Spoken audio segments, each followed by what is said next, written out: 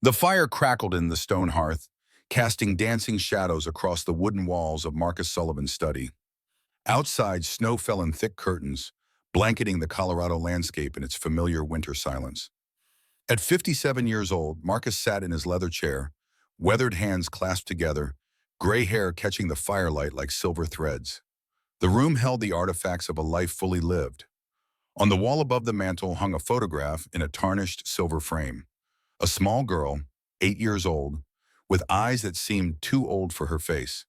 Beside it, a certificate bearing official seals in careful script. The Callahan Home for Children, established 1887. And next to that, a map dotted with 50 red pins, each one marking a city where Emmy's dream had taken root. The door burst open with the energy only a 5-year-old could muster. Josephine Mitchell, called Little Joe by everyone who loved her, rushed into the room trailing snow from her boots. Her cheeks were flushed pink from the cold, her dark curls escaping from beneath her wool cap. "Grandpa Marcus," she announced as if her arrival were breaking news. "Tell me the story again."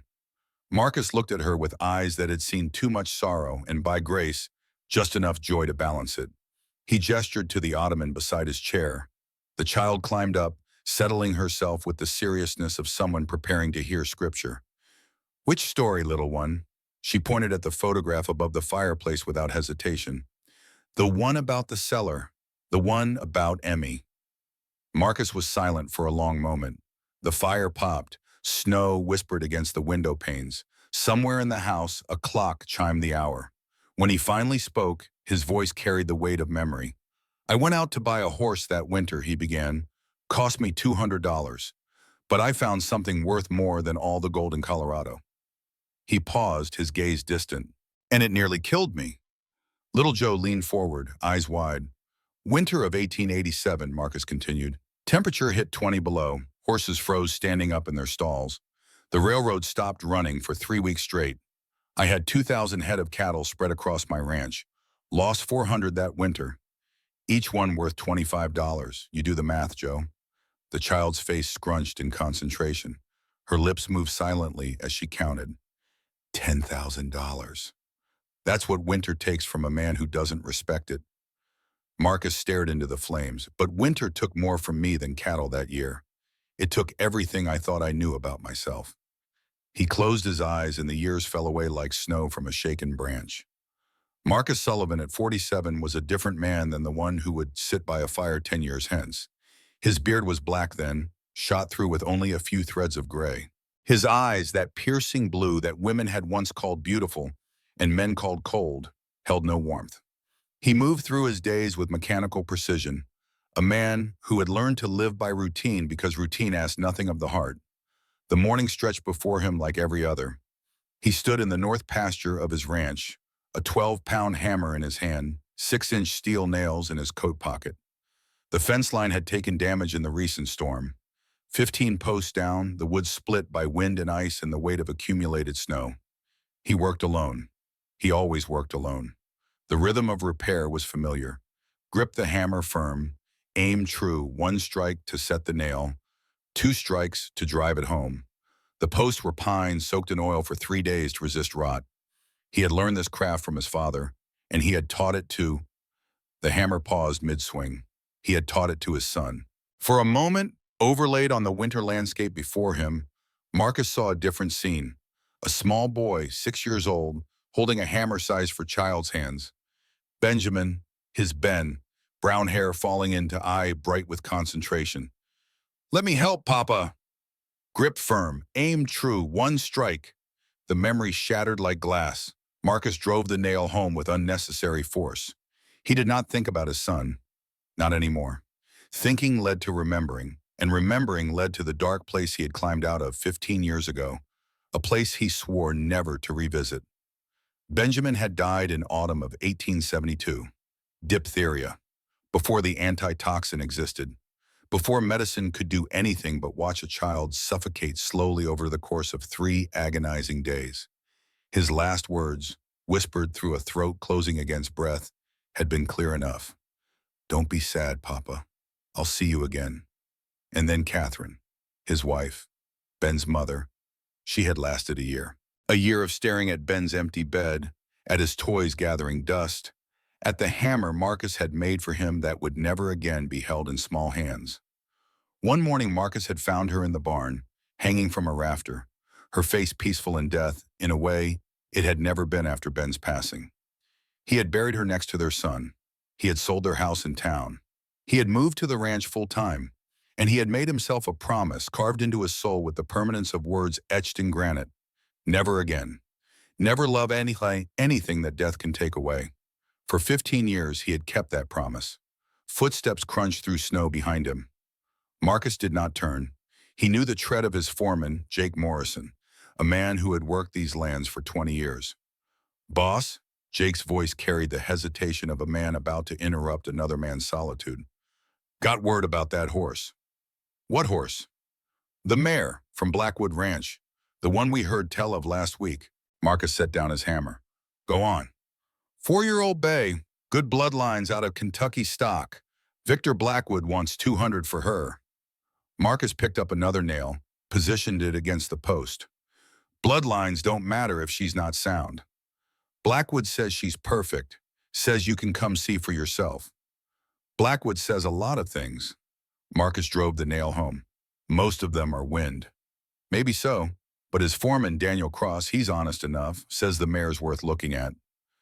Marcus was silent. He did not need another horse. He had 12 good horses already, each one earning its feed in honest work.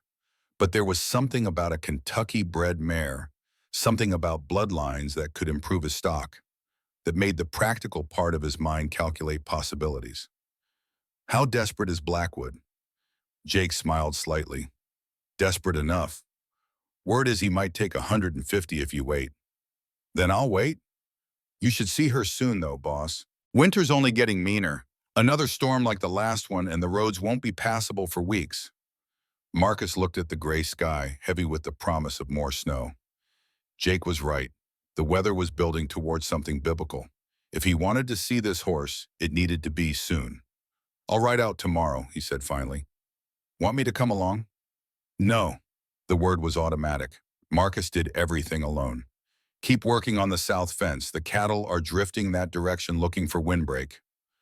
Jake nodded and left without another word. He had learned long ago not to argue with Marcus Sullivan. The man was fair, paid well, and never asked more of his workers than he demanded of himself. But he was also remote as the mountains that ring the valley, and just as immovable. Marcus finished the fence repair as the sun climbed toward noon. The temperature never rose above 10 degrees. His breath froze on his beard before it could fall. His fingers ached inside his gloves.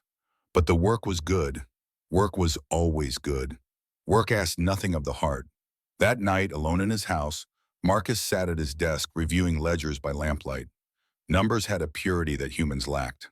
Cattle bought and sold, hay tonnage, winter feed calculations.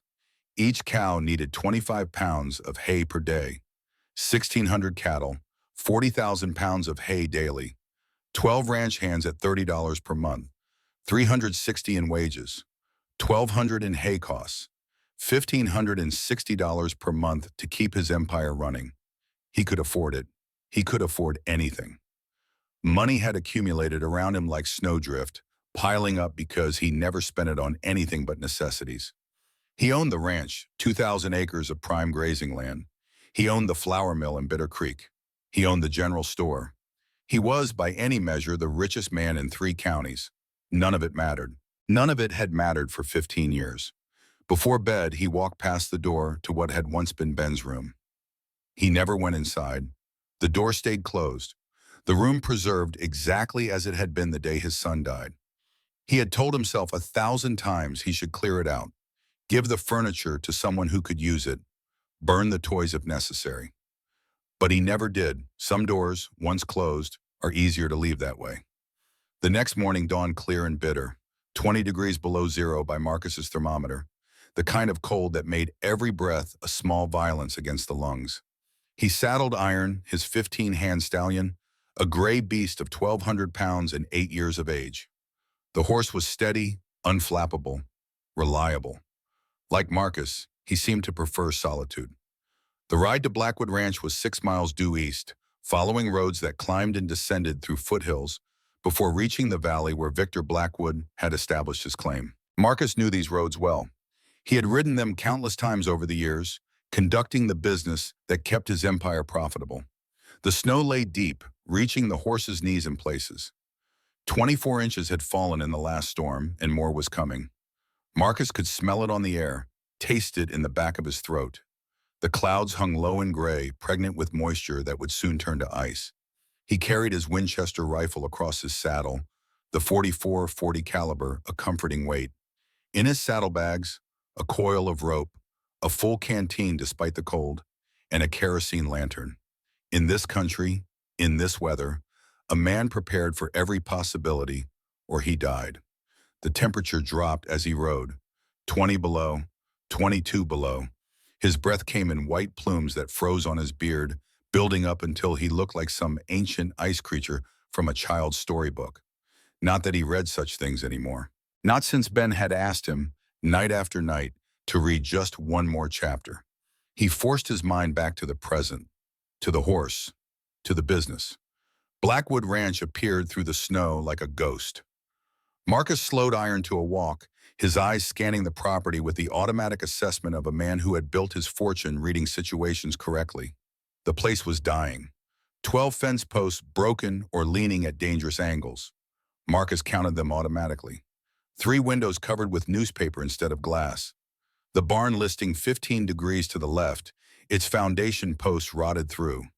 No smoke from the main house chimney, which meant either no one was home or no one was heating the interior. In this cold, that second option was a death sentence. But there was smoke from the barn, thin, barely visible against the gray sky, but present. Victor Blackwood emerged from the barn before Marcus could dismount. He wore a wool vest that had cost at least $50, probably purchased in Boston or Denver. His hair was slicked back with pomade. His teeth, when he smiled, were unnaturally white.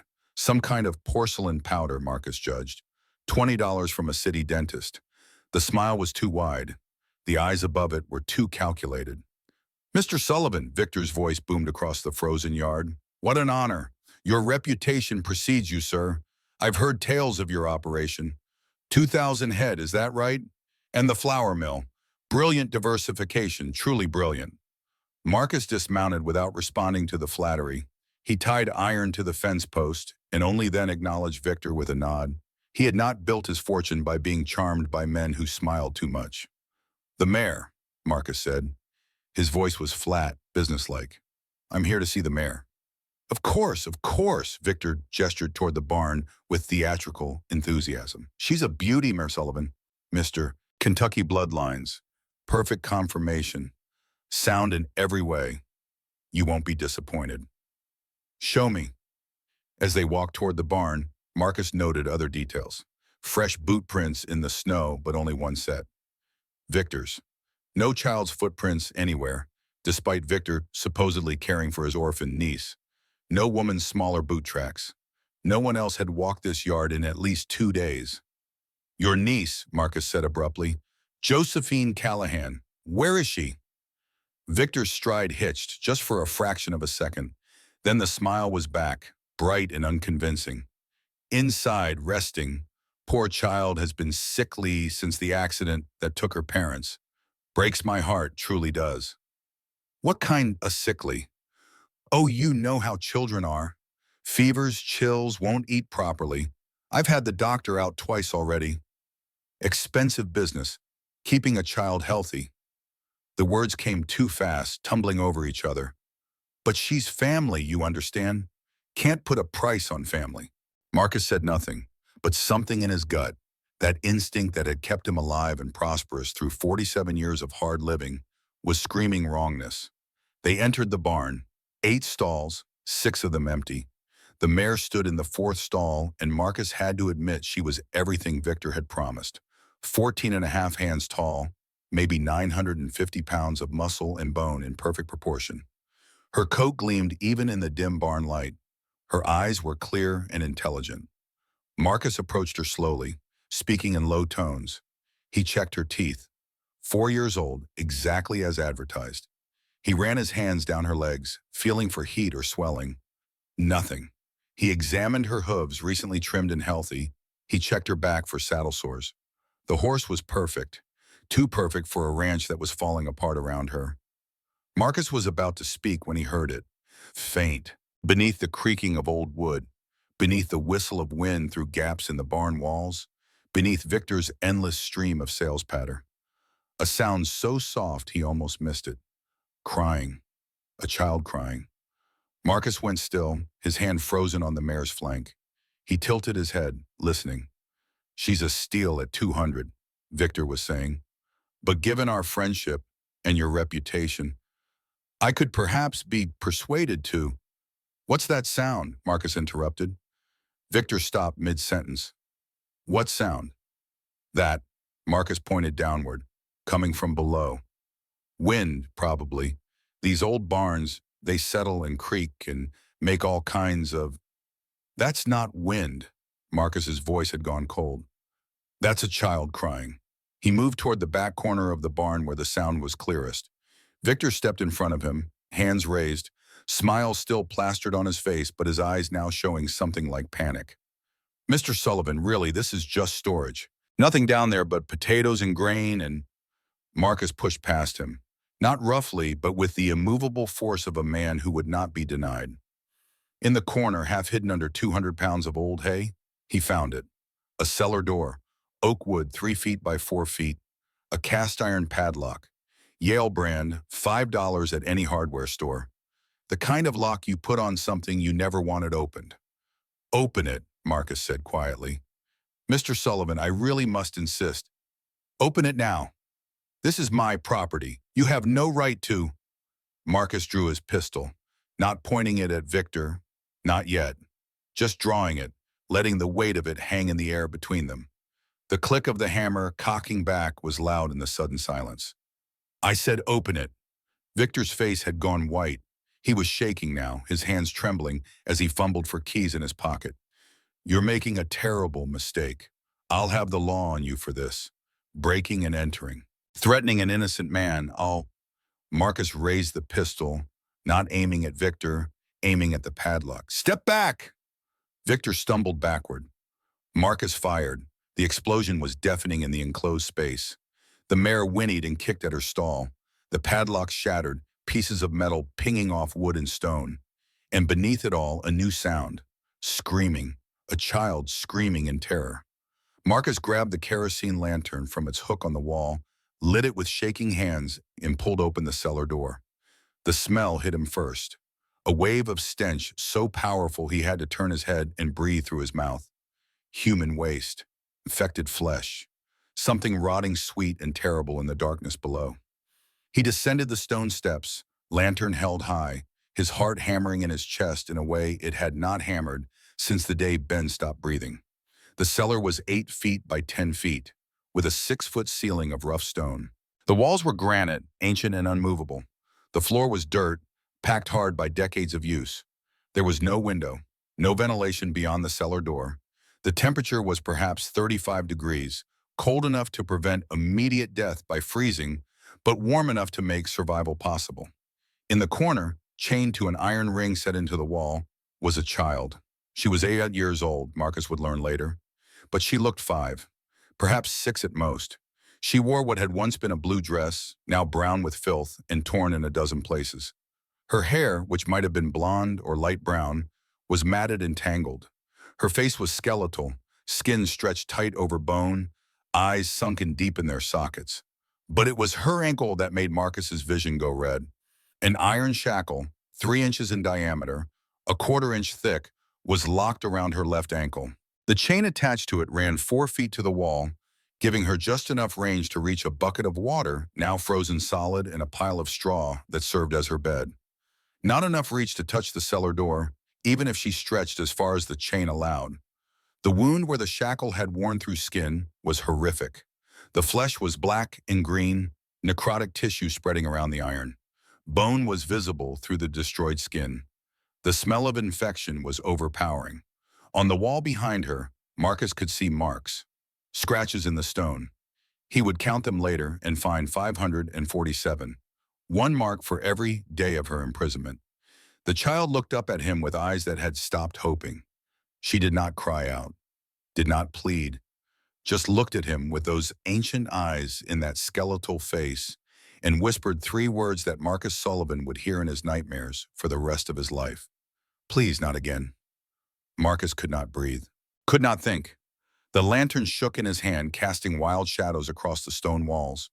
He saw Ben's face overlaid on hers, saw his son in those eyes that knew too much of suffering, saw himself 15 years ago, failing to save the one person who mattered most.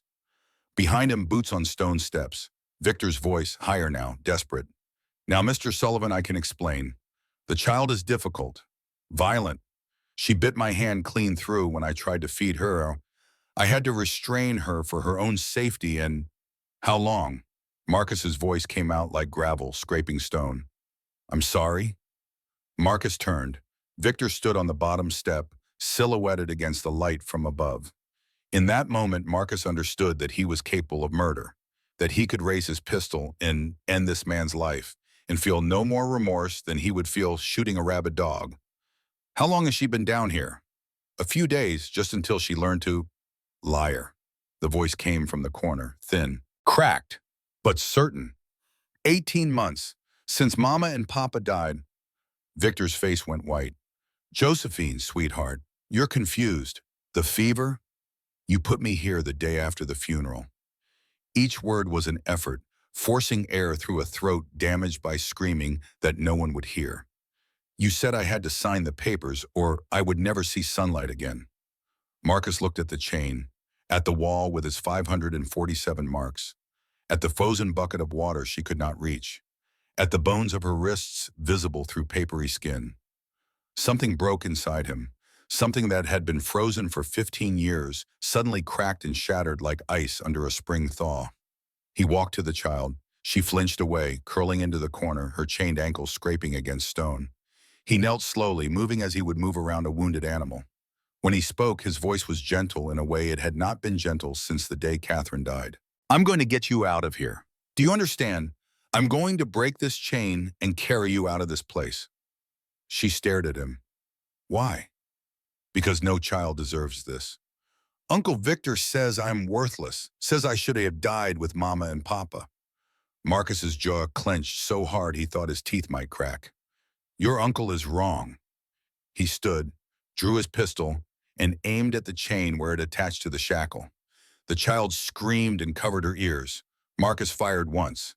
The chain shattered. The sound was deafening in the small stone space. Victor stumbled up the stairs, shouting, I'm getting the marshal. You're a dead man, Sullivan. That's my niece, my legal ward. I'll see you hang for this. Marcus holstered his pistol. He looked down at the child, at this broken thing that somehow still lived.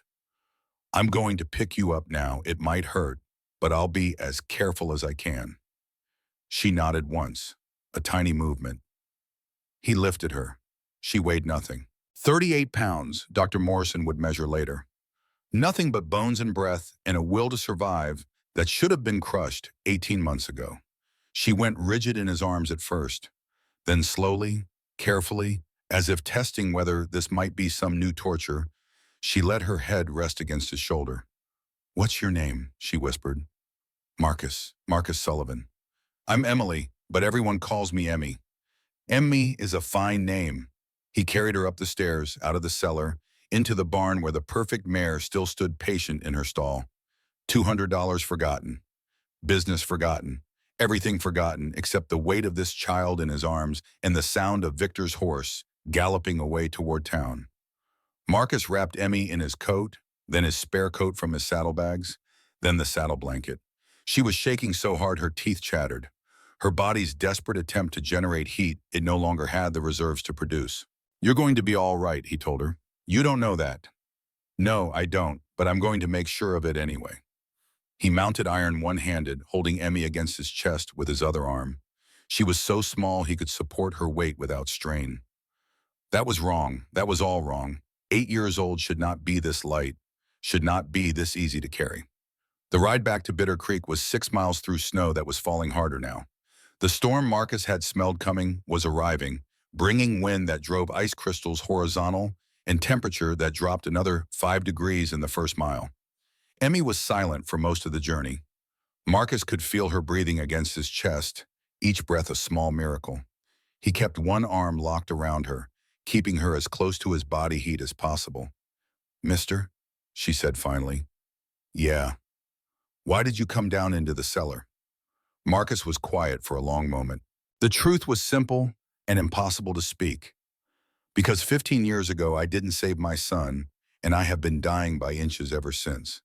Because God or fate or random chance put me in that barn at the exact moment I could hear you crying. Because for the first time in 15 years, something mattered more than the walls I built around my heart." What he said was, "I heard you crying." I wasn't crying. Then I heard something that sounded like crying. Emmy was quiet again. Then so softly he almost missed it under the wind. "I stopped crying a long time ago. It didn't help." Marcus felt something hot on his cheek. He told himself it was melted snow. He told himself it was the cold making his eyes water. He told himself many lies as he rode through the storm toward town. But truth has a way of forcing itself known. And the truth was that Marcus Sullivan, who had not shed a tear since the day he buried his wife, was crying for the first time in 15 years.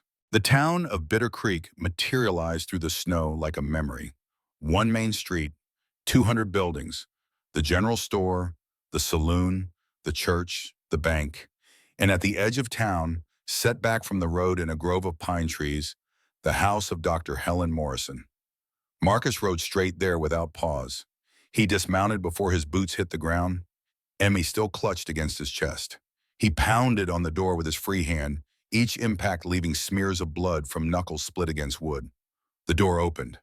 Helen Morrison stood there in her nightgown, gray hair loose around her shoulders, spectacles perched on her nose. 40 years old and hard as the mountains that surrounded them. She had delivered half the babies in the valley and buried the other half who did not survive their first winter. Nothing shocked her until she saw Emmy. "Dear God," Helen breathed. "Found her in a cellar," Marcus said. His voice sounded distant to his own ears. "Chained. 18 months. Victor Blackwood's place. She's dying." Helen's professional instincts snapped into place. "Inside, now. Put her on the examination table." The next hour was a blur. Helen worked with quick, efficient hands, cutting away the ruined dress, cleaning the ankle wound that made her swear softly under her breath, listening to Emmy's chest with a stethoscope brought all the way from a medical supply house in Denver at a cost of $12. Her expression grew darker with every examination. Emmy endured it all in silence. No crying, no complaints, as if pain were something she had made peace with long ago, an old friend who required no introduction. Finally, Helen washed her hands in a basin and turned to Marcus. Her face was grim. "She has pneumonia, both lungs. She's had it for weeks, maybe longer." Helen's voice was clinical, but Marcus could hear the emotion underneath. "Malnutrition to the point of organ damage. Dehydration. Infection in the ankle wound that's reached bone. Can you fix it?" Helen was silent. "Helen, can you fix it?" "The pneumonia, maybe. The malnutrition, with time. The infection, if we're lucky and it hasn't spread to her blood." Helen paused. "But there's something else." "What?" Helen pressed the stethoscope against Emmy's chest again, listening. When she looked up, her eyes were wet. "She has rheumatic fever. Had it, I mean. Probably last winter when she was first locked in that cellar. It damaged her heart, the mitral valve. I can hear it when she breathes." Marcus felt the floor tilt beneath him. "What does that mean?" "It means if she had stayed in that cellar another month, she'd be dead." Helen's voice was steady, but her hands were shaking. "And it means even with the best care, her heart may give out anyway." "How long?" Helen met his eyes. "Months. Maybe a year if we're very lucky. Maybe weeks if we're not." The room seemed to contract around him. Marcus sat down hard in the nearest chair, his legs suddenly unable to support his weight. Across the room, Emmy lay on the examination table, eyes closed, breathing in those shallow, uneven rhythms that spoke of a body fighting a battle it could not win. "What kind of man?" Marcus could not finish the sentence. "The kind who wants what she has." Helen pulled a blanket over Emmy, tucking it around her thin shoulders with surprising gentleness. "The Callahan Ranch sits on the only reliable water source for 50 miles. The railroad has been trying to buy those water rights for 2 years. James Callahan wouldn't sell. Neither would Elizabeth. Then they had that convenient accident. You think Victor killed them? I think James Callahan was the best driver in the territory. I think he knew that mountain road like he knew his own face in a mirror. I think wagons don't just lose wheels on roads a man has traveled 1,000 times. Helen's voice was hard. But I can't prove any of it. The door burst open without warning. Victor stood there, flanked by two men Marcus did not recognize. Behind them, Sheriff Dan Crawford, 50 years old with gray in his beard and tired eyes that had seen too much to be surprised by anything. There, Victor pointed at Marcus with theatrical outrage. There's the man who kidnapped my niece and threatened to murder me. Dan stepped inside, his hand resting on his gun belt, but not yet drawing. He had known Marcus for 20 years, had bought cattle from him, had borrowed money from him once when times were lean. He looked at Marcus, then at Emmy on the table, then at Victor. Eli, he said quietly, Victor says you stole his ward. I took a dying child out of a cellar where she had been chained for 18 months. That's a lie, Victor's voice went shrill. She's ill, delirious. I had to restrain her for her own safety. Tell them, Dr. Morrison. Tell them about disturbed children who need special care. Helen's eyes were cold. What I can tell them is that this child is malnourished to the point of organ damage, that she has pneumonia from prolonged exposure to cold and damp, that the wound on her ankle is consistent with being shackled for months, not days. She's lying. They're both lying. This is a conspiracy to steal my property. Your property? The voice came from the doorway. Every head turned. Judge Harrison Whitfield stood there, 70 years old but straight-backed, his walking stick tapping against the wooden floor. He had retired from the bench 5 years ago, but still held the authority to convene emergency hearings when necessary. He looked at Emmy, at the shackle still locked around her ankle, at the wound that made even hardened men look away. A child in chains is not property, Mr. Blackwood. Victor took a step forward, his smile desperate now. Your Honor, this is all a terrible misunderstanding. The child needs psychiatric care. I was only trying to save your explanations for tomorrow. Whitfield's voice cut through Victor's protest like a knife. Emergency custody hearing, 8 o'clock, town hall. He pointed his walking stick at Victor. You will be there tomorrow, but I need time to prepare my defense, to consult with. You had 18 months tomorrow. Victor looked around the room at Marcus standing with blood on his knuckles, at Helen with her arms crossed over her chest, at Dan whose face gave nothing away but whose hands still rested on his gun. Finally, Victor smiled that too wide smile and nodded. Of course, Your Honor, tomorrow. He left, his two men following. The door swung shut behind them. Dan let out a long breath. Well, that's one way to spend a Tuesday. She stays here tonight, Helen said, already moving back to Emmy's side. I'll sit with her. I'll stay too.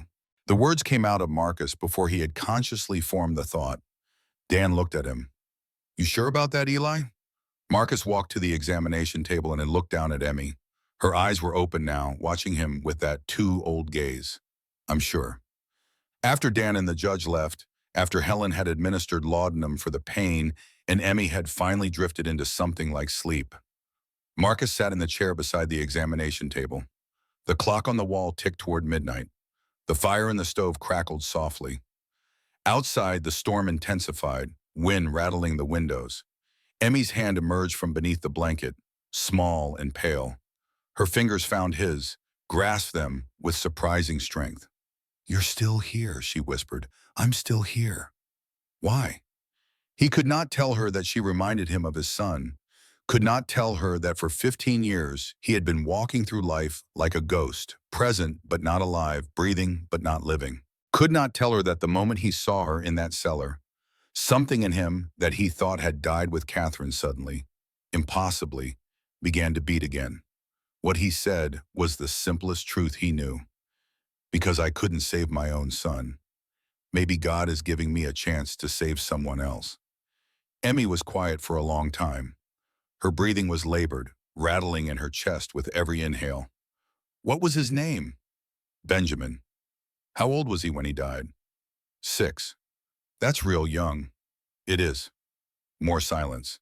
Then Emmy's fingers tightened on his. I'm sorry about Benjamin.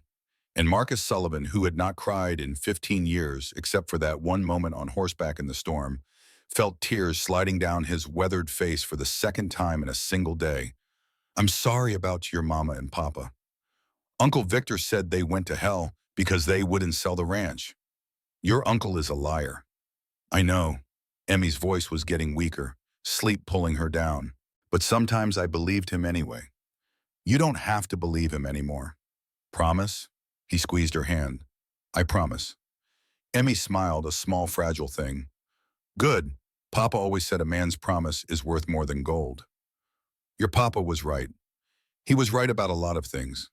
Her eyes drifted closed. He said, if anything happened to him, I should find someone good.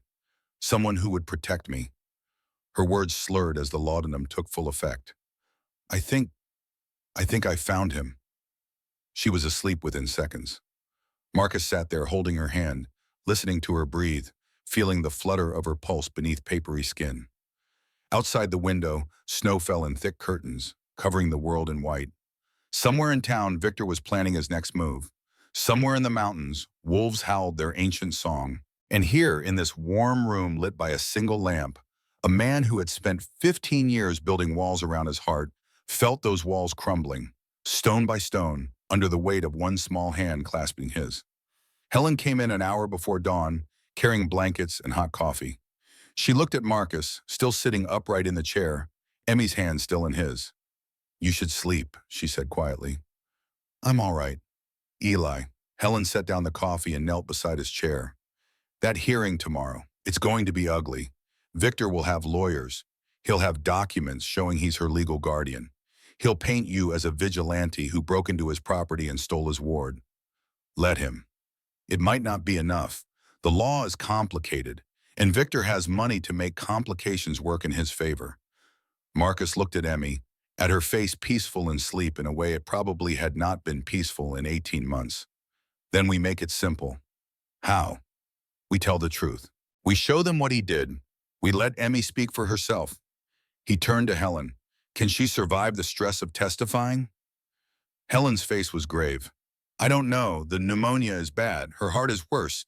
Any additional strain could... She did not finish. But if we don't let her speak, Victor might win. He might get her back. Yes. Marcus stood, laying Emmy's hand gently back on the blanket. He walked to the window and stared out at the pre-dawn darkness. When he spoke, his voice was hard as iron. Then we give her the choice. We tell her what's at stake, and we let her decide if she has the strength to fight one more time. Behind him, Helen was silent. Then, you've changed, Eli. That man I knew 15 years ago, the one who shut down after Catherine died, he wouldn't have cared this much. That man died the moment he heard a child crying from a cellar. Dawn came gray and cold. Emmy woke as the first light touched the windows. Her fever had spiked in the night. Helen had worked through the dark hours, bathing her forehead with cool water, forcing medicine between her lips. Now the child lay propped up on pillows, her breathing worse than before, each inhale a visible struggle. Marcus knelt beside the examination table. Emmy, there's something I need to tell you. Those two old eyes focused on him. I'm dying, aren't I? The bluntness of it stole his breath. Helen says, she says your heart is damaged, that you might have months, or weeks, or days. Emmy nodded slowly as if this were just another fact to be filed away with all the other terrible facts she had learned in her short life. Uncle Victor will try to get me back. There's a hearing this morning. The judge will decide who you stay with. And Uncle Victor has papers saying he's my guardian. Yes, but you don't. No. Emmy was quiet for a long moment. If I don't tell them what happened, he might win. He might take me back to the cellar. Marcus felt his throat close. I won't let that happen. But you might not be able to stop it. Not if the law says I belong to him. She looked at him with those ancient eyes. I have to testify, don't I? I have to tell them everything. Helen says the stress could kill you. The cellar was killing me anyway. At least this way I get to choose how I die. Fighting instead of waiting. In that moment, Marcus saw not an 8-year-old child but a warrior, who had survived a battle that would have broken most adults. He reached out and took her hand. Then I'll be right there with you, every second. And no matter what happens, you'll never go back to that cellar. I promise you that. Another promise. A ghost of a smile. You keep making promises, Mr. Sullivan. Call me Marcus. Marcus. She tested the name. Can I call you something else? What? Papa. The word hung in the air between them. I know. I know I'm not really your daughter. I know you had Benjamin, and he was your real son. But Mama said family isn't always about blood. She said sometimes God gives you the family you need when you need it most. Marcus could not speak, could not breathe. The walls he had built so carefully for 15 years, the fortifications that had kept him safe from feeling anything at all, collapsed completely. He pulled Emmy into his arms, careful of her wounds, and held her while 15 years of grief poured out in the silent sobs that shook his entire body. Yes, he finally managed. You can call me Papa. Emmy's arms, thin as bird bones, wrapped around his neck. Thank you, Papa, for finding me, for saving me, for making me believe I matter.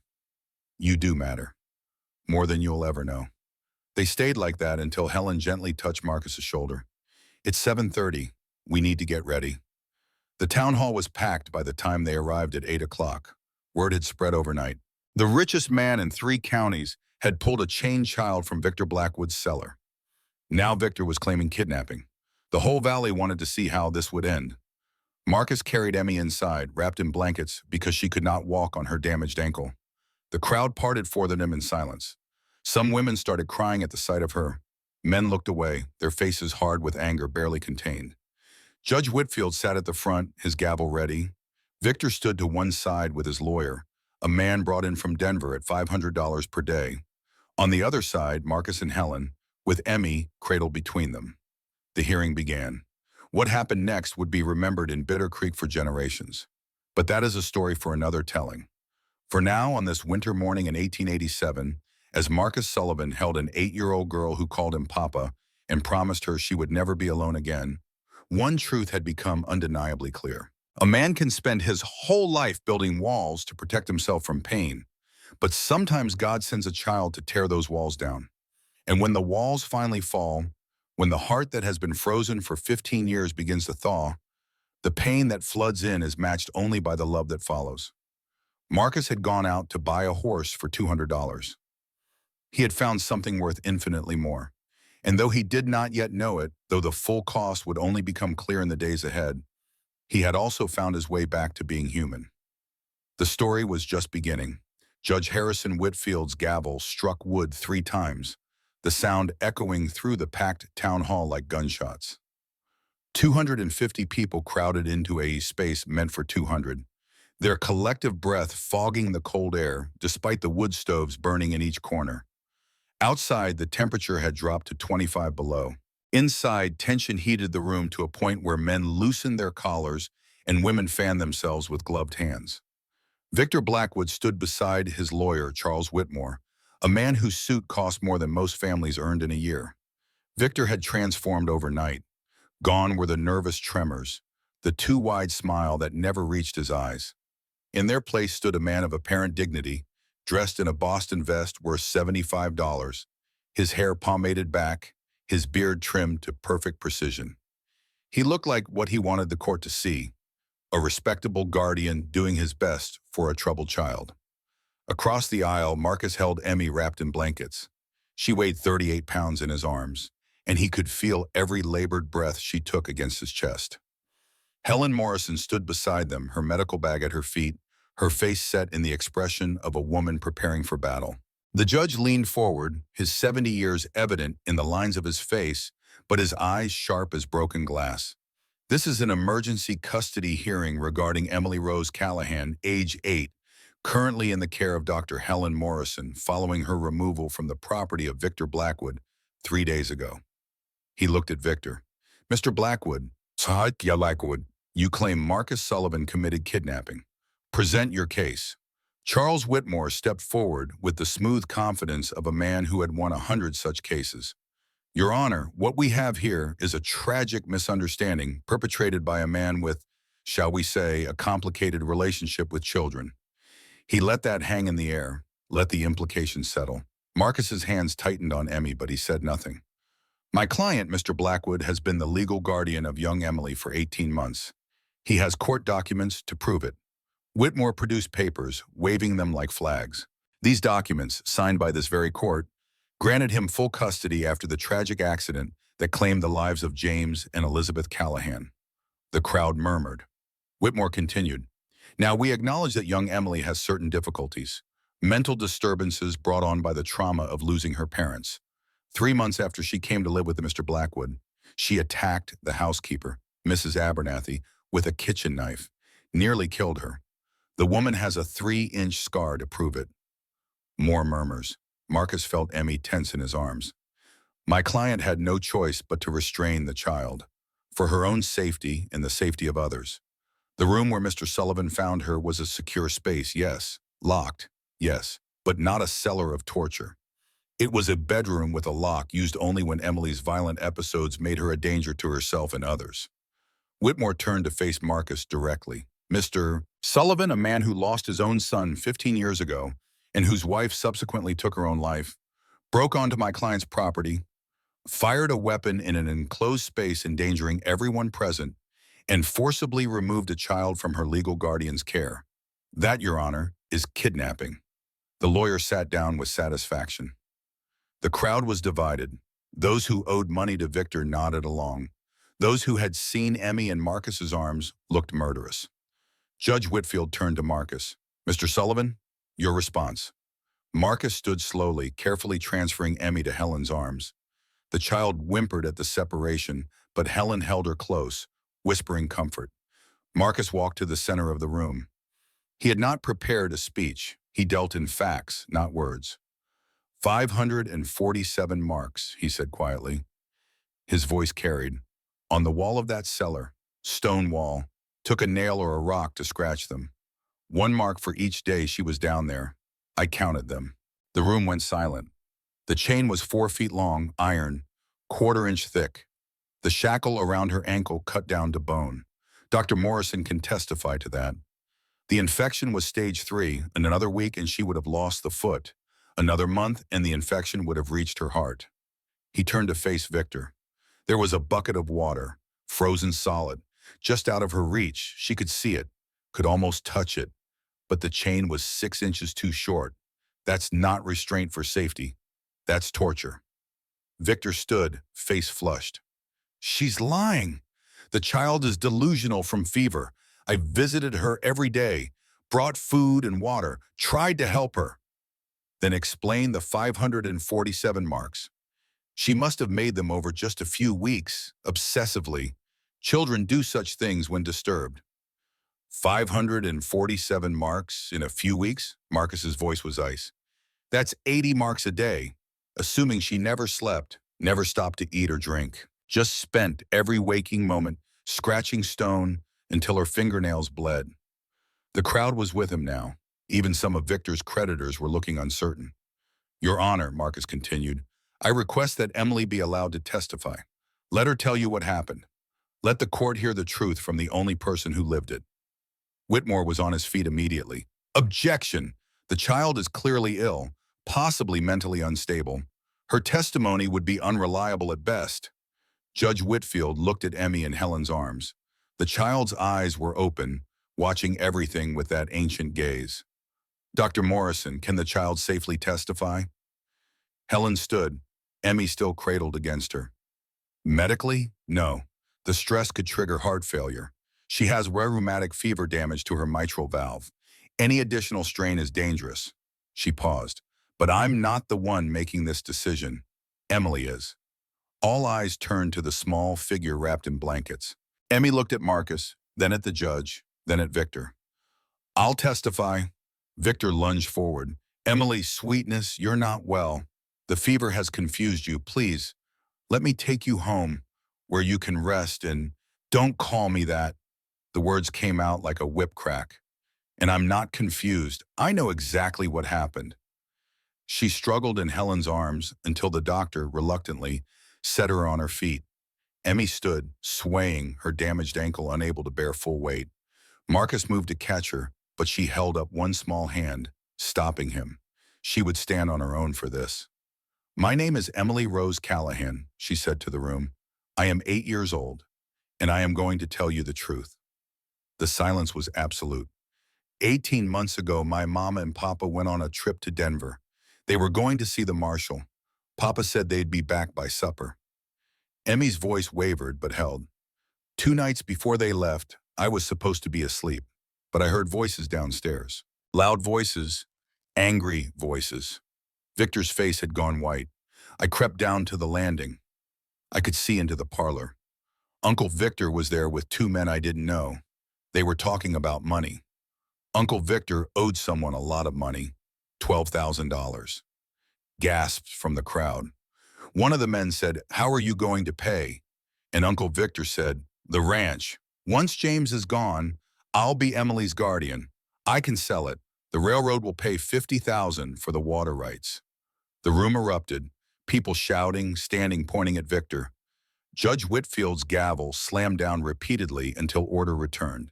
Emmy continued, tears streaming down her face but her voice steady. The other man said, "How do we do it?" And Uncle Victor said, she stopped, swallowed hard. Uncle Victor said, "The rear left wheel, on the mountain road. Cut it 3/4 through. It'll hold until the first hard bump, then it'll look like an accident." The silence that followed was the silence of a graveyard.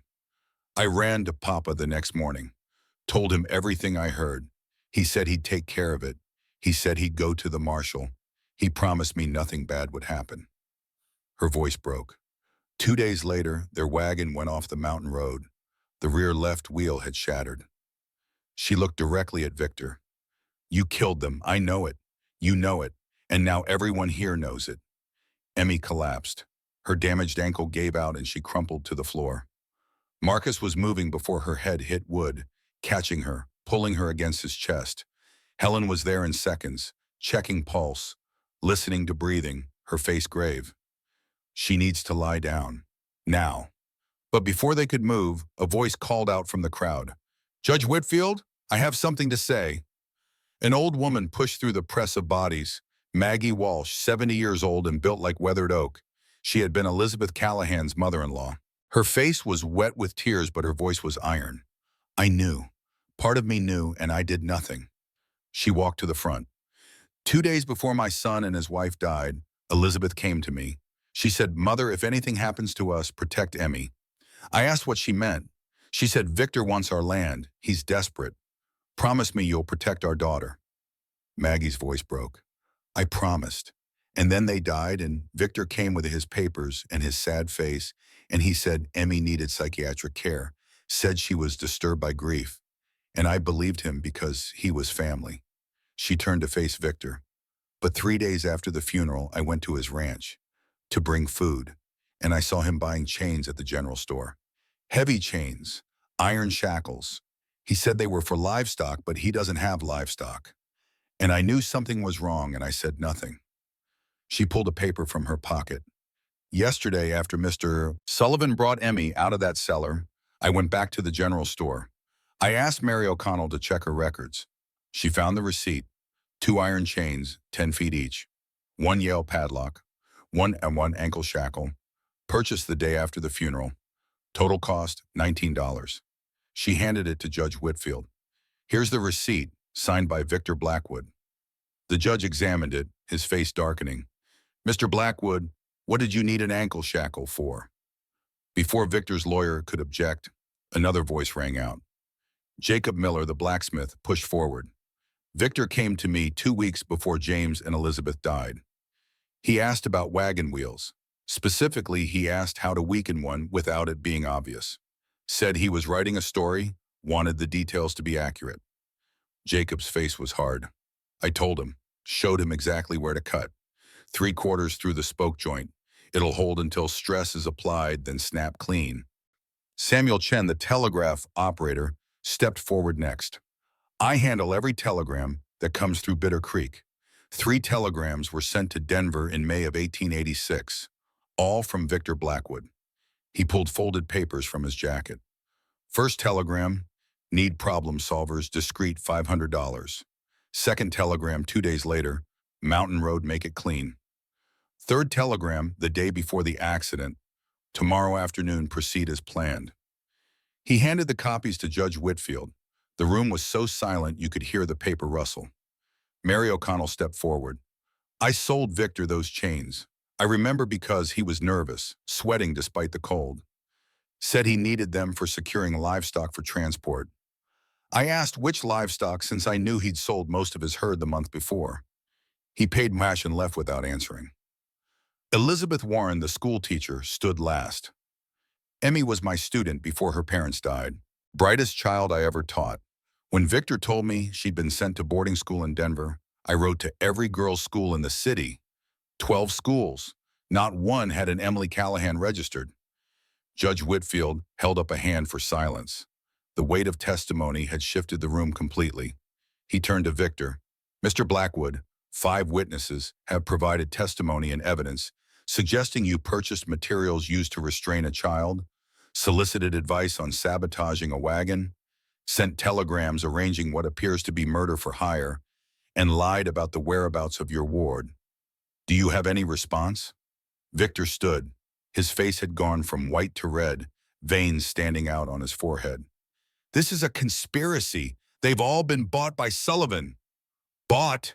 Maggie Walsh's voice cut through his protest. You dare accuse me of being bought? I lost my son because of you.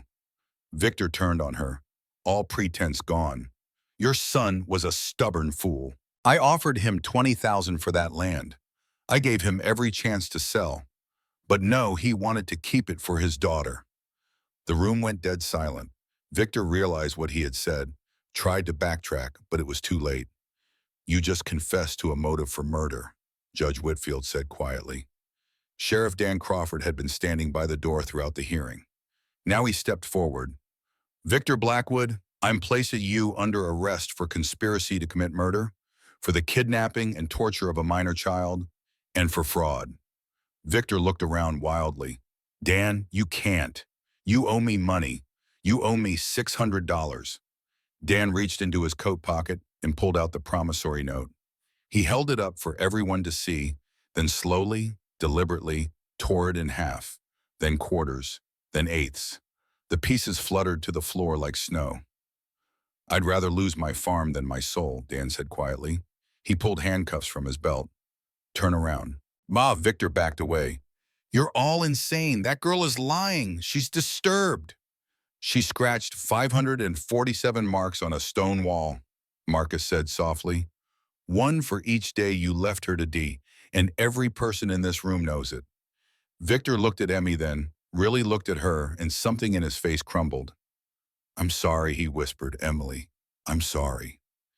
Emmy raised her head from Marcus's shoulder. I know, but sorry doesn't bring them back. Dan moved forward with the handcuffs. Victor did not resist. As the metal clicked shut around his wrists, he looked back at Emmy one last time. Your parents would be proud of you. You're stronger than all of us. Then Dan was leading him out through a crowd that parted in silence. Judge Whitfield banged his gavel. Emergency custody of Emily Rose Callahan is hereby transferred to Marcus Sullivan, pending formal adoption proceedings. This court is adjourned. The room erupted in applause, but Marcus barely heard it. Emmy had gone limp in his arms. The hearing had ended, but Emmy's ordeal had not. By the time Marcus carried her back to Helen's house, her fever had climbed to 104 degrees. Her heart raced at 130 beats per minute, a frantic rhythm that made Helen's face go grave. The stress was too much, Helen said quietly. Her heart can't sustain this. Marcus stood by the window watching evening settle. Somewhere in the town jail, Victor sat awaiting formal charges. But none of that mattered if Emmy did not survive the night. Mr. Sullivan? A woman's voice from the doorway. Catherine Rhodes, 40 years old with steel gray hair. She was the only lawyer in Bitter Creek. I heard about what Emily said in court, about wanting to help other children with the ranch. Marcus turned. She's in no condition to make legal decisions right now. I know. But if she wants to establish a trust, to ensure her wishes are carried out regardless of what happens, then we need to do it while she's still lucid. Catherine's voice was gentle but firm. I've seen too many good intentions die with the people who held them. Helen looked up from checking Emmy's pulse. She's awake, barely, but awake. Emmy's eyes were open, glassy with fever but aware. When she saw Catherine, she tried to sit up. Marcus was there in an instant, supporting her. "You're the lawyer," Emmy whispered. "I am, Catherine Rhodes. I heard what you said about wanting to help other children. Is that true?" "Yes." "Then we should write it down. Make it legal, so your wishes are protected." Emmy nodded slowly. "The ranch, the water rights, all of it. I want it to go to a home for children. The Callahan Home for Children."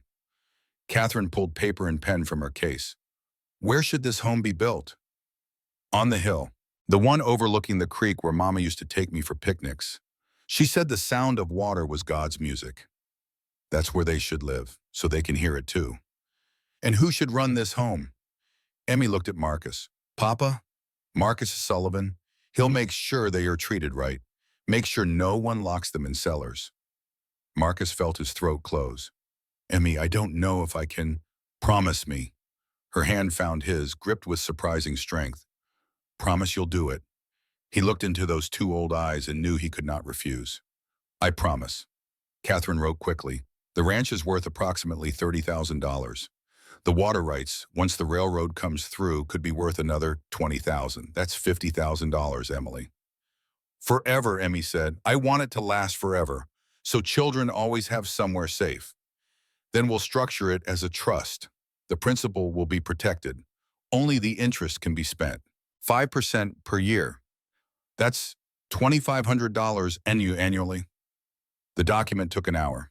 Catherine read each clause aloud, explaining in terms an 8-year-old could understand. When it was done, Emmy signed with a hand that shook so badly Catherine had to guide her fingers. "It's done," Catherine said softly. "Your legacy is secure." Emmy's eyes closed. "Good. That's good." Marcus must have dozed because he startled awake to the sound of footsteps on the porch. Heavy boots, multiple sets, moving with the careful quiet of men who did not want to be heard. He was on his feet in an instant, Winchester in hand. He moved to the window, peered through a gap in the curtains. 3 men, maybe 4. One carried a can that sloshed liquid. Kerosene. His blood went cold. "Helen," his voice was urgent but quiet. "Wake up. We have company." Helen appeared from the back room, shotgun already in her hands. 40 years on the frontier had taught her the sound of trouble. "How many?" "3 or 4. They've got kerosene." Helen's face went hard. "Victor's men." She moved to Emmy's bed, scooped the child into her arms. "Back door, now, a voice called from outside. "Sullivan, we know you're in there. Send out the girl." Marcus recognized the voice. Jake Morrison, a drifter who had been hanging around Victor's place. "Send her out and we'll leave peaceful." Marcus moved to the front door. "She's under court protection. Touch her and Dan Crawford will hang you all." "Crawford ain't here. Just us and you." The smell of kerosene reached Marcus through the walls. They were dousing the house. He had maybe 2 minutes before they lit it. "Helen, east window, go." Helen did not argue. She carried Emmy to the bedroom, smashed the window with a shotgun stock. She climbed through first, then Marcus passed Emmy down to her. A whoosh of ignition. Flames climbed the front wall, orange and hungry. Marcus squeezed through the window, dropped into snow. Across the yard, 200 yards distant, stood the church. Stone walls. It would not burn. "Run," he told Helen. "I'll cover you." She ran, holding Emmy. Marcus raised the Winchester, fired twice at the shadows. Men shouted, dove for cover. He fired twice more, then ran. A bullet sang past his ear. Another buried itself in snow. He zigzagged, his bad legs screaming.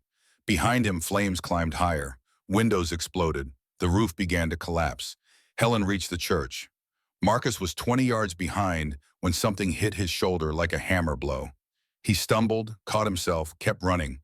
Blood spread warm down his left arm, but he could still move it. Flesh wound. He crashed through the church door, slammed it, through the bolt. Heavy oak, 3 inches thick. It would hold. Dan Crawford emerged from the back room, pistol drawn. "What in hell?" "Fire, Victor's men. They torched Helen's house." Dan's face went hard. He moved to the window, looked out at the burning building. "Stay here." He was out the side door before Marcus could stop him. Gunfire erupted. 3 shots. 4. A scream. Then silence. 5 minutes later, Dan returned, his coat splattered with blood. Got 2 of them. Jake Morrison and Cole Peters. Third one ran. Victor sent them. Can't prove it, but everyone will know. Dan holstered his pistol. Let me see that shoulder. Helen stitched it by lamplight. 15 stitches. Marcus did not make a sound. Emmy woke as dawn broke. She looked around the unfamiliar room, saw Marcus with his bandaged shoulder. What happened? Men came, tried to take you. We stopped them. Marcus's voice was steady despite the pain. Uncle Victor sent them. Probably, but he's in jail. Can't hurt you anymore. Emmy was quiet. Then, how much does it cost to hire men to kill people? The question was so matter-of-fact it took his breath. Why? Because Uncle Victor was desperate. Because desperate people do terrible things. I want to understand why. Dan spoke from the doorway. Jake and Cole were getting $500 each. Victor promised them $1,000 total. $1,000? That's what I'm worth dead. Emmy's voice held no emotion. How much is the ranch worth? About $30,000, Marcus said quietly, plus water rights worth maybe $20,000 more. $50,000. He killed Mama and Papa for $50,000. Locked me in a cellar for $50,000. Sent men to kill me for $50,000. She looked at Marcus. Did I really sign all that money away yesterday? You signed it to build a home for children who need one. So I gave away $50,000 to help children I'll never meet. You did. Emmy started laughing. Not healthy laughter, but something brittle and broken. I'm dying. I have maybe weeks, maybe days, and I just gave away $50,000. The laughter grew wilder. I'm the richest dead girl in Colorado. Emmy. Marcus reached for her, but she pulled away. Don't you see? It's funny. Uncle Victor killed for money he'll never get. I'm dying with money I'll never spend. It matters. Helen's voice cut through Emmy's hysteria. Those children you'll help, they'll matter. Every single one will grow up knowing someone loved them enough to leave them everything. That's not foolish. That's the only thing that matters. Emmy's laughter died. Tears took its place. Marcus held her while she cried. I don't want to die, Emmy whispered. I know. I want to see the home. I want to meet the children. You already have made a difference. She pulled back, looked at him with eyes both 8 years old and ancient. Promise me something. Anything. When you build the home, when you bring in the first children, tell them about me. Tell them about the cellar. Tell them they matter. Marcus could not speak, could only nod. And Papa? Yeah. Will you have adventures? Will you live enough for both of us? So when we meet again, you'll have stories to tell? The question broke him. He pulled her close, felt her damaged heart beating against his chest. I'll have adventures. I'll help your children. And when I see you again, I'll have so many stories you'll have to tell me to stop talking. Emmy smiled through her tears. I'd like that. She fell asleep in his arms as the sun rose. Helen checked her vitals, and her face was grave. Marcus did not need to ask. He could feel it. Emmy was running out of time. That evening, as sunset painted the sky, Emmy made one final request. I want to see it, the sunset. I haven't seen one in so long. Marcus looked at Helen. The doctor shook her head. Taking Emmy outside could kill. Please, Emmy whispered, just once more. Marcus wrapped her in every blanket they had. He carried her outside into air so cold it burned. The sky was ablaze, red and orange and gold and purple. The snow reflected it all back. It's beautiful, Emmy breathed. Mama used to say sunsets were God's way of saying goodbye to the day, Emmy said softly. Marcus looked at the colors bleeding across the sky. I think they're God's way of saying hello to the night. That even when the light fades, there's still beauty, still hope. Emmy turned her face up to him. Thank you, Papa, for everything, for finding me, for being my father, for making me believe I matter. You do matter, more than you'll ever know. I love you. I love you too, Emmy. More than I thought I could love anyone ever again. She watched until the last sliver of sun disappeared. until stars began to emerge, until the cold became too much and Marcus carried her back inside. She fell asleep immediately. Marcus sat beside her through the night, holding her hand, listening to each breath. The battle for legal custody had been won. The battle for Emmy's legacy had been secured. But the battle for her life, the battle against a damaged heart and failing lungs, and a body worn down by 18 months of torture, that battle was only beginning. And Marcus Sullivan, who had spent 15 years avoiding any attachment that might lead to loss, found himself holding the hand of a dying child and praying he would not have to bury another person he loved. The snow fell, the fire burned, and in the gathering darkness, they clung to each other against the cold. But they had won something precious. Not time, not years, but truth, justice, and the knowledge that Emmy would never go back to that cellar. It would have to be enough. The storm passed during the night, leaving behind a world transformed by silence. Marcus sat by Emmy's bedside in the small room Helen had prepared at the back of her house, watching pale sunlight creep across wooden floorboards worn smooth by decades of use. Outside, the temperature had climbed to a merciful 5 degrees above zero. Inside, a wood stove kept the air warm enough for a child whose body had forgotten how to generate its own heat. Emmy slept fitfully, her breathing punctuated by wet coughs that shook her entire frame. Each cough brought blood to her lips, bright red against papery skin. Helen had cleaned it away a dozen times through the night, her face growing more grave with each hour. The pneumonia was winning. The damaged heart was failing. The body that had survived 18 months of torture was finally, inevitably, surrendering. Marcus had not slept. He sat in the wooden chair beside the bed, his hand wrapped around Emmy's, feeling the pulse beat erratic and weak beneath his calloused thumb. 48 hours since he had carried her from that cellar. 48 hours that had changed everything he thought he knew about himself. Emmy's eyes opened as morning light touched her face. Those ancient eyes, too old for an 8-year-old body, focused on Marcus with surprising clarity. "You stayed," she whispered.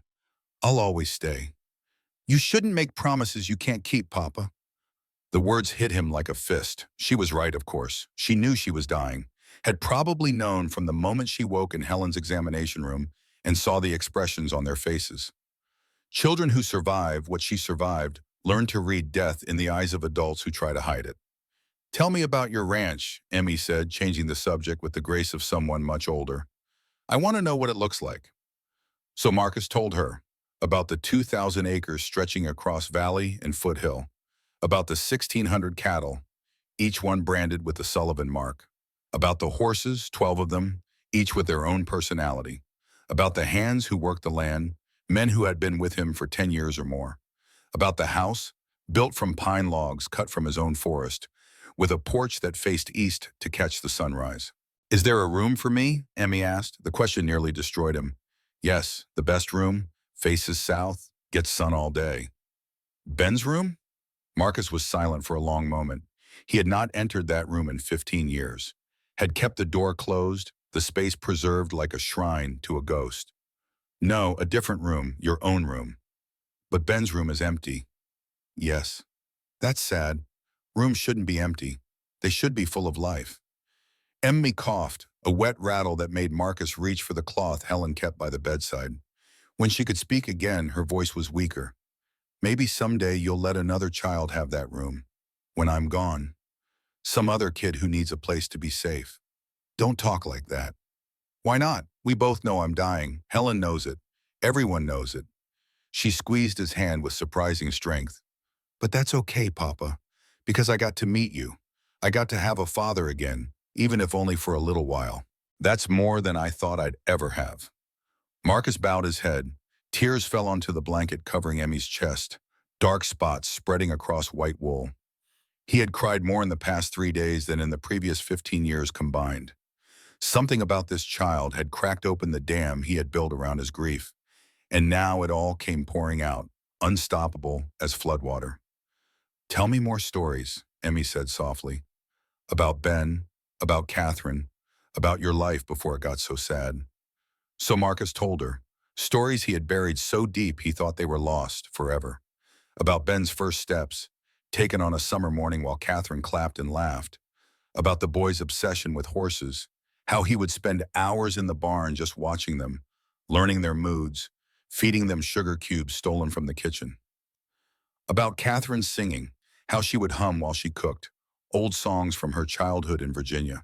About the good days, before diphtheria, before the rope in the barn, before the long winter of grief that had never truly ended until 3 days ago in a cellar beneath a barn. Emmy listened to it all, her eyes drifting closed but her hand tight around his, anchoring him to the present even as he wandered through the past. When he finished, when his voice finally gave out from hours of talking, she opened her eyes and smiled. They sound wonderful. Ben and Catherine, I'm glad you had them, even if you didn't get to keep them. I'm glad I have you. For now. For now. The day passed in that small room. Helen came and went, checking vitals, administering morphine for the pain that was growing as Emmy's body began to fail in earnest. Maggie Walsh visited, bringing soup that Emmy could not eat, and prayers that seemed to bring her comfort nonetheless. Judge Whitfield stopped by briefly, papers in hand transferring legal custody to Marcus, making it official, even though they all knew Emmy would never live long enough for it to matter in any practical sense. Sheriff Dan Crawford came as the sun began its descent toward the western mountains. He stood in the doorway, hat in his hands, his weathered face troubled. Eli, Emmy, I need to tell you something. Marcus looked up from his chair. What is it? Victor Blackwood is being hanged tomorrow morning, 7 o'clock. Judge Whitfield fast-tracked the trial given the confession and the evidence. Victor didn't fight it, pleaded guilty to everything. Murder, kidnapping, torture, asked for it to be quick. Emmy's eyes were open, watching Dan with that too-old gaze. Will it hurt? Dan looked uncomfortable. No, if the hangman does his job right, the neck breaks clean. It's over in seconds. Good. Emmy's voice was soft but certain. I don't want him to suffer. Suffering doesn't fix anything. It just makes more sadness in the world. Dan stared at her, this 8-year-old child showing more grace than most adults managed in a lifetime. You're a remarkable young lady, Emmy. I'm just tired of being angry. Anger is heavy. I don't have the strength to carry it anymore. After Dan left, Emmy turned to Marcus. Can we go outside? I want to see the sunset. Emmy, you're too weak. Please, Papa. I've been underground for 18 months. I want to see the sky one more time. Helen heard the request and came into the room, her medical bag in hand. She checked Emmy's pulse, listened to her heart, looked at Marcus with eyes that said this was a terrible idea medically and the only kind thing to do humanly. Bundle her up, Helen said quietly. Keep her warm. Don't stay out more than 10 minutes. Her body can't handle the cold. Marcus wrapped Emmy in every blanket Helen owned, then his own coat, then carried her outside into the winter evening. The temperature had dropped again with the setting sun, down to 0 or below. The cold was immediate and brutal, but the sky was on fire. Red and orange and gold streaked across the western horizon, reflecting off snow-covered mountains in shades that seemed impossible, that seemed like something from a painting rather than the real world. Purple shadows gathered in the valleys where the sun could not reach. Stars were already visible in the east, diamond bright in air so clear it hurt to breathe. Emmy stared at it all with wonder on her face. It's beautiful. I forgot how beautiful. Marcus held her close, feeling her body shake with cold despite all the layers. Your mama was right. Sunsets are God saying goodbye to the day. No, Emmy's voice was weak but certain. Mama was wrong about that. Sunsets aren't goodbyes. They're promises. Promises of what? That even when the light goes away, it comes back. That darkness isn't forever. That every ending is just a new beginning somewhere else. She looked up at him with those ancient eyes. When I die, Papa, don't think of it as an ending. Think of it as my sunset. And somewhere else, somewhere I can't even imagine yet, I'll be watching a sunrise. Marcus could not speak, could not breathe. He held this dying child and watched the sky burn itself out and understood that he was witnessing something far more important than a sunset. He was witnessing the kind of wisdom that only comes from suffering, transformed into grace. They went back inside when Emmy began to shake too hard to speak. Helen had hot tea waiting, though Emmy could only manage a few sips. She fell asleep almost immediately, exhausted by the brief excursion, her breathing more labored than before. That night, while Emmy slept, Marcus sat at Helen's kitchen table with Dan Crawford. The sheriff poured 2 glasses of whiskey from a bottle he had brought, the good stuff saved for occasions that required either celebration or mourning. This was neither and both. Victor asked to see her, Dan said without preamble, before they hang him. Says he wants to apologize. No. I told him you'd say that, but he was insistent, said he had things to tell her, things she deserves to know. He doesn't deserve anything from her. I agree, but it's her choice, not ours. She's the one he wronged. She should be the one who decides if he gets his last words. Marcus drank his whiskey in one swallow, feeling it burn all the way down. I'll ask her in the morning. If she says yes, I'll bring her. If she says no, Victor can die with whatever he wanted to say stuck in his throat. Dan nodded and stood to leave. At the door, he paused. Eli, what you did for that girl, finding her, saving her, giving her these last days with someone who loves her, that matters. Even if she doesn't survive, it matters. She's going to die, Dan. I'm going to lose another child. How does that matter? Because she's not dying alone in a cellar, thinking she's worthless. She's dying knowing someone fought for her.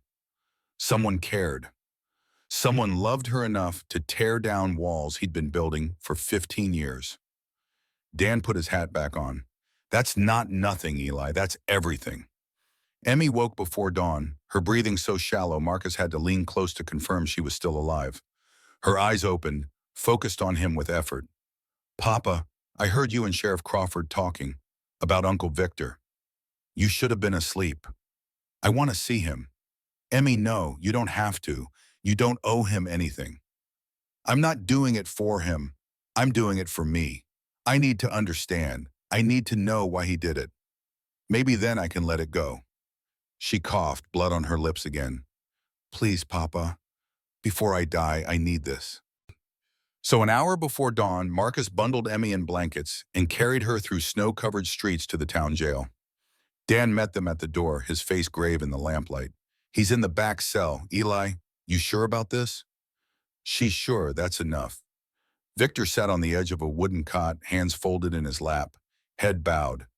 He looked up when they entered, and for a moment Marcus saw something in the man's face that might have been genuine remorse, or might have been fear of the rope waiting for him at dawn. Emily. Victor stood, moving to the bars of his cell. Thank you for coming. I didn't think you would. Emmy looked at him with those 2 old eyes.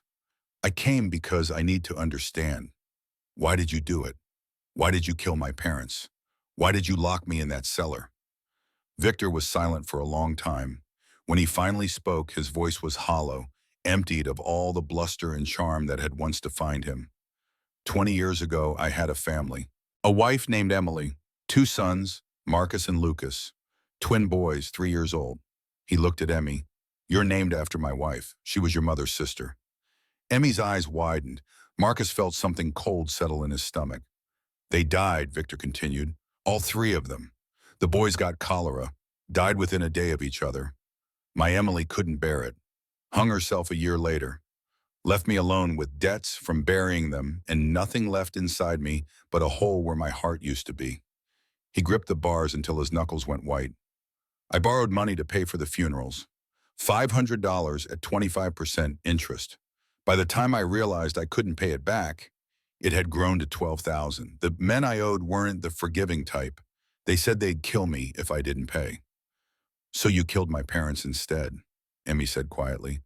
I saw your ranch, the water rights, the railroad offering $50,000. And I thought if James and Elizabeth were gone, you'd inherit. I'd become your guardian. I could sell the land, pay my debts, start over. He laughed, a bitter sound. I didn't think of you as a person, just an obstacle, something to be managed.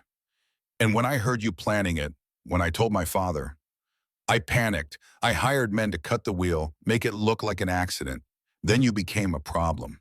If you told people what you knew, I'd hang. So I locked you up until you'd sign the papers. He looked at her with something that might have been pain. I visited twice. The first time to chain you. The second time when the water froze and you started screaming loud enough the neighbors might hear. 18 months, Emmy whispered. I'm sorry. The words sounded sincere, but Marcus could not tell if they were. I became a monster trying to escape my own pain. I thought my suffering gave me the right to cause suffering. I was wrong. Emmy was silent for a long moment. Then she spoke, her voice steady despite her weakness. I forgive you. Victor's head snapped up. What? I forgive you, not because you deserve it, but because holding on to hate is like drinking poison and expecting you to die. My mama taught me that, and I don't have enough time left to waste it on anger. Tears ran down Victor's face. I don't deserve your forgiveness. No, you don't, but I'm giving it anyway. Maybe in whatever comes after this, you'll do better. Maybe you'll find your wife and your boys and they'll help you remember what it means to be human. Emmy's eyes were drifting closed, exhaustion overtaking her. Goodbye, Uncle Victor. Goodbye, Emily. Your parents would be so proud of you. Marcus carried Emmy out into the pre-dawn cold. Behind them, Victor wept in his cell. In a few hours, the rope would take him.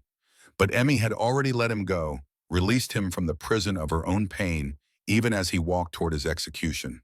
They made it back to Helen's house as the first light of dawn touched the eastern sky. Emmy fell asleep immediately, her breathing worse than before. Helen examined her with hands that had begun to shake. Hours, Eli, maybe less. Her heart is failing. There's nothing more I can do. Marcus nodded, unable to speak. He sat beside Emmy's bed and held her hand and waited for the inevitable. The town gathered outside Helen's house as word spread. 200 people standing in the snow, silent as mourners at a funeral. They had come to bear witness, to stand vigil for a child who had shown them what courage looked like, what grace in the face of death meant. Inside, Emmy woke one last time as midday sun streamed through the window. Her eyes found Marcus, and she smiled, that small, fragile smile that he had learned to treasure. Papa, will you tell me one more story? About Ben? So Marcus did. He told her about the day Ben learned to ride his first horse, a gentle mare named Daisy. How the boy had been terrified at first, then ecstatic, then unwilling to ever dismount. How he had slept in the barn that night because he refused to leave the horse alone. Emmy laughed, a sound like bells. He sounds wonderful. I can't wait to meet him. Emmy, it's okay, Papa. I'm not scared. Ben's here. I can see him. He says it's beautiful where he is. He says there are horses everywhere and they never get cold, and no one is ever sad. Her eyes were distant, seeing something Marcus could not. Catherine is here too. She says to tell you she's proud of you. She says you finally learned how to love again. Marcus was sobbing now, great racking sobs that shook his entire body. Don't go. Please don't go. I just found you. I can't lose you too. You're not losing me. I'll always be with you. Every child you help, every life you save, that'll be me. She squeezed his hand one last time. Build the home, Papa. Fill it with children who need love. That's how you keep me alive. That's how you keep Ben and Catherine alive too. By loving when it hurts. By choosing hope when everything says to give up. Her breathing slowed. Each inhale became a struggle. Marcus leaned close, his forehead touching hers, feeling the flutter of her heart against his chest. I love you, Emmy. So much. More than I thought I could love anyone again. I love you too, Papa. Thank you. For everything. For finding me. For fighting for me. For showing me that I mattered. Her eyes closed. Tell everyone. Tell them about the cellar. Tell them what happened. Don't let them forget. Promise, Vilhus? I promise. Good. A long pause. A rattle of breath. That's good. And then Emily Rose Callahan, 8 years old, survivor of 18 months in a cellar that should have killed her, died in the arms of a man who had learned to love again because of her. Marcus held her for a long time after, rocking her gently, singing a song Catherine used to sing to Ben, his voice broken but persistent. Outside, the crowd heard his grief and wept with him. 200 people mourning a child most of them had never met, but all of them had come to love through her courage. Helen finally came in and gently touched Marcus's shoulder. Eli, it's time to let her go. I don't know how. Yes, you do. You've done it before, with Ben, with Catherine. You know how to say goodbye. So Marcus laid Emmy down on the bed, smoothed her hair, kissed her forehead one last time.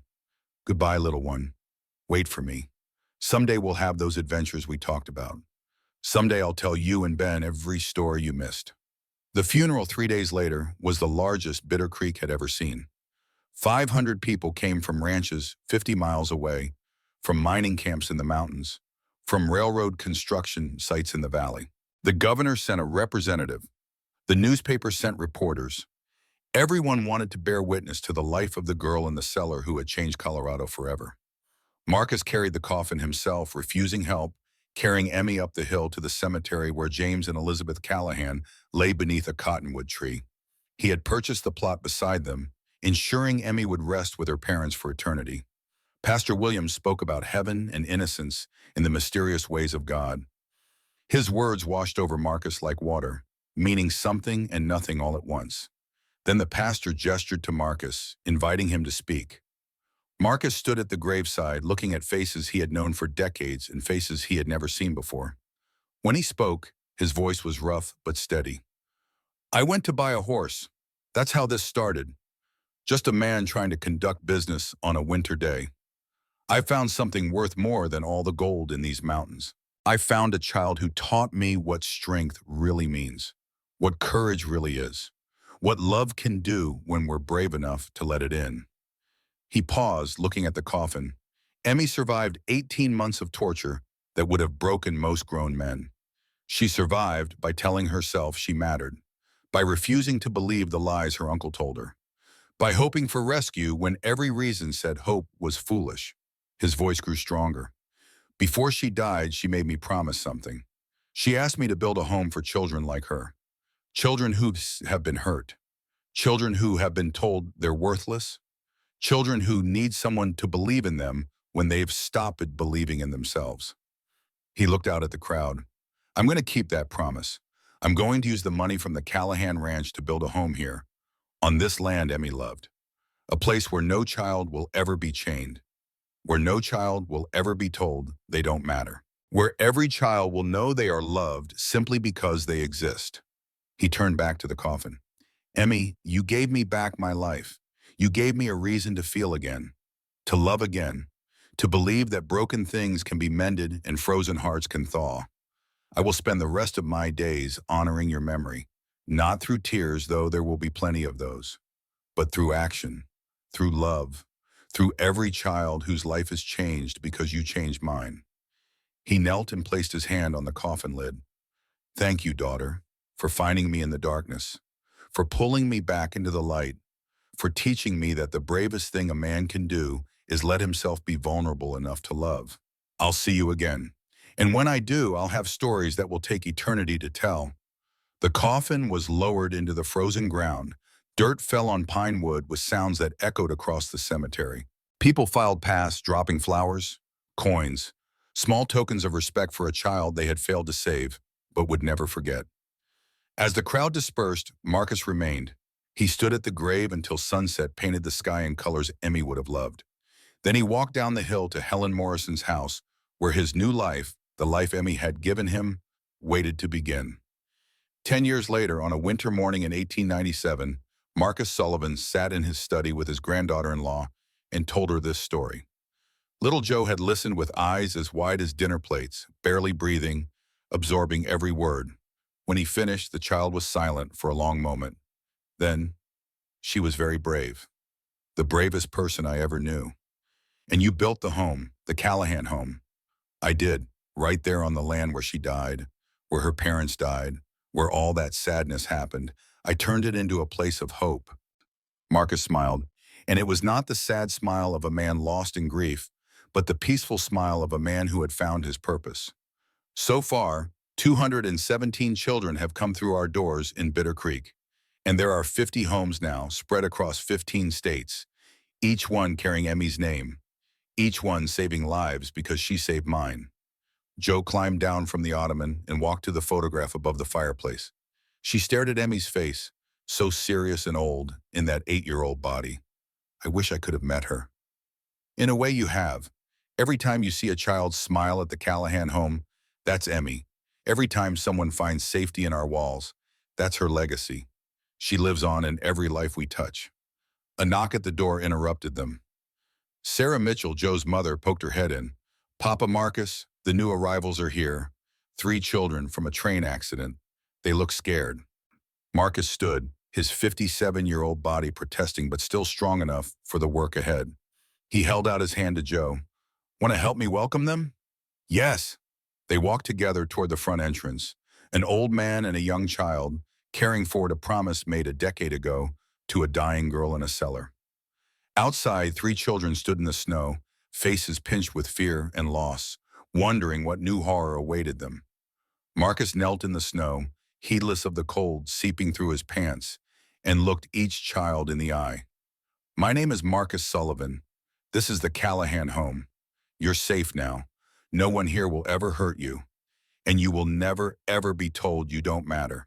Because you do matter. Every one of you matters more than you can possibly know." The youngest child, a girl of perhaps 6 with eyes that had seen too much, whispered, "Promise?" Marcus smiled, and it was Emmy's smile, the smile of someone who had learned that promises were sacred things, that hope was worth fighting for, that love was always worth the risk of loss. "I promise," bum bum bum. Behind him, carved into stone above the entrance to the Callahan home, were the words Emmy had helped him choose in those final days. 3 simple words that meant everything. They mattered here, and they always would, because a man had heard crying from a cellar and decided to open the door. Because an 8-year-old girl had refused to let torture destroy her capacity for grace. Because love, when given freely and without reservation, never truly dies but transforms into something that outlasts any single life. Emmy had given them spring. And spring, Marcus had learned, always returns, year after year, child after child, life after life, forever.